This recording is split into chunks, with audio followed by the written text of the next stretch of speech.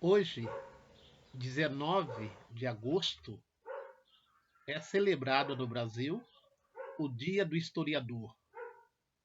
Eu quero aqui lembrar o nosso historiador Moacir da Costa, recentemente e prematuramente falecido.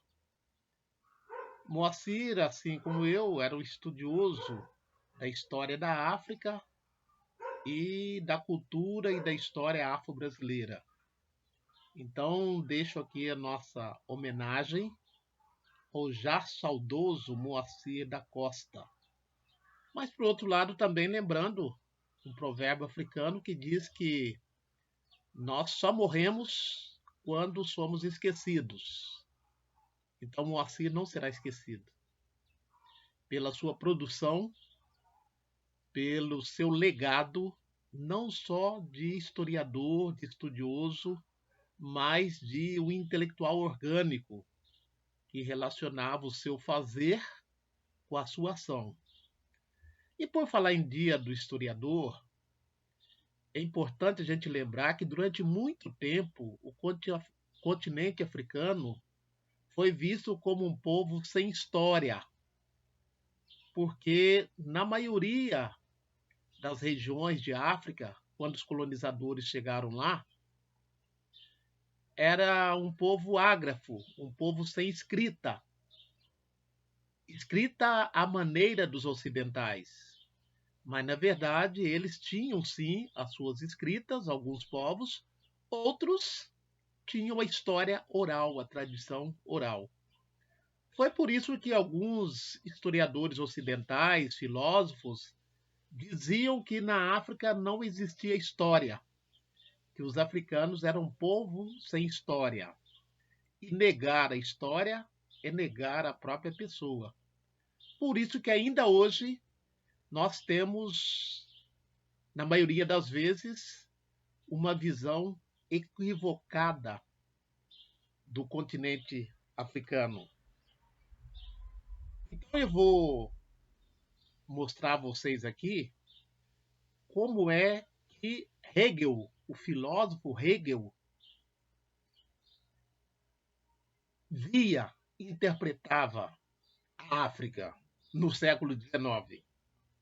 Diz ele, abre aspas, a África não tem interesse histórico próprio, senão o de que os homens vivem ali na barbárie e na selvageria, sem fornecer nenhum elemento à civilização. Por mais que retrocedamos na história, acharemos que a África está sempre fechada no contato com o resto do mundo. É um Eldorado recolhido em si mesmo. É o país criança, envolvido na escuridão da noite, aquém da luz da história consciente. Nessa parte principal da África, não pode haver história. Fecha aspas. Essa citação está no livro Filosofia da História Universal, de Hegel, na página 187, na versão italiana, publicada em 1920. Italiana não, na versão espanhola, publicado em 1928. Então, como vocês puderam ver, a imagem da África como lugar da barbárie, da selvageria, da não história. Então, essa visão, na verdade, é uma visão equivocada, porque o berço da civilização é o continente africano, o berço da humanidade é o continente africano. Nós temos aqui ao fundo, então, um mapa da África, com toda a sua variedade, e agora nós temos também a obrigatoriedade de ensinar história da África e afro-brasileira nos currículos escolares.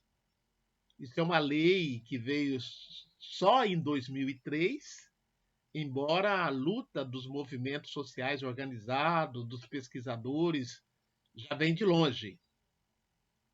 Em breve nós traremos aqui algumas anotações de pesquisadores brasileiros e africanos sobre a história e ensino da cultura africana e afro-brasileira. A partir de amanhã, dia 20, iniciaremos umas apresentações acerca do trabalho aqui da região, realizado pelo professor Moacir da Costa, em memória. Africanidades conectadas no Dia do Historiador, da Historiadora. Parabéns a todas e a todos. Sem história não há vida. Sem história, o ser humano fica deslocado. A história é feita por seres humanos. A história é a história da sociedade humana. Africanidades conectadas.